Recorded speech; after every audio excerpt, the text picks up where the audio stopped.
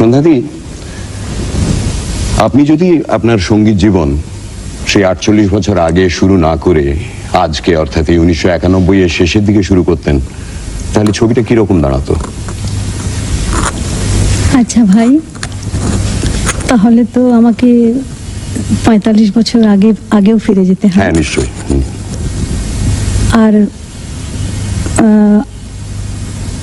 আগেকার যে সমস্ত দিকপাল সুরকারদের আমি পেয়েছিলাম, আজ তো তাদের মধ্যে বেশিরভাগই চলে গেছেন।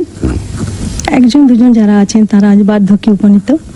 আর আমার দাদা, যিনি আমাকে ঠিক পথ দেখিয়ে এগিয়ে নিয়ে এসেছেন, তিনি তো আর নেই, এদের তো পেতাম না। তুমি যখন আমার জন্মস্থান এবং আমার প্রথম যেখানে আমার গান শেখার হাতে খড়ি, সেই সারেগামা দিয়ে, আমি সেই জায়গা থেকে একটুখানি শুরু করি। ঢাকুরিয়ায়, ওই কলকাতার কাছেই মফস্বল শহরে আমার জন্ম।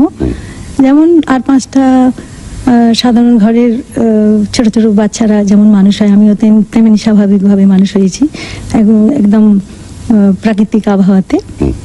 আর তারপরে আমাকে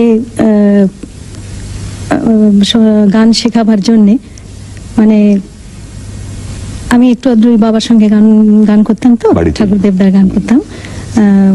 বাবার বন্ধুরাও সব শুনতে চাইতেন।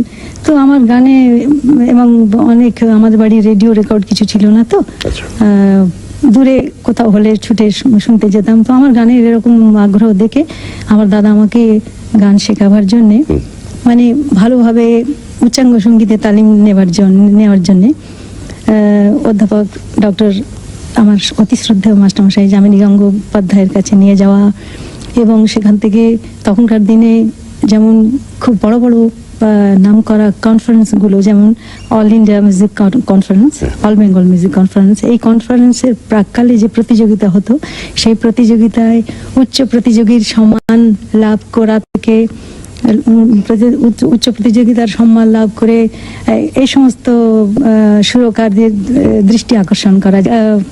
মানে সত্যি দীর্ঘ প্রায় 5 দশক ধরে আমাদের বাংলা গানের ঐতিহ্যে যারা বিভিন্নভাবে নানাভাবে অনুপ্রেরণা জুগিয়েছেন, তাদের সান্নিধ্যে আসার সুযোগ একটা পেয়েছিলেন। মানে এতে দেখা যাচ্ছে যে তাহলে আজকের দিনে আত্মপ্রকাশ করলে না পাওয়ার তালিকাটা সেই হিসেবে অনেক বেশি পাওয়ার চেয়ে।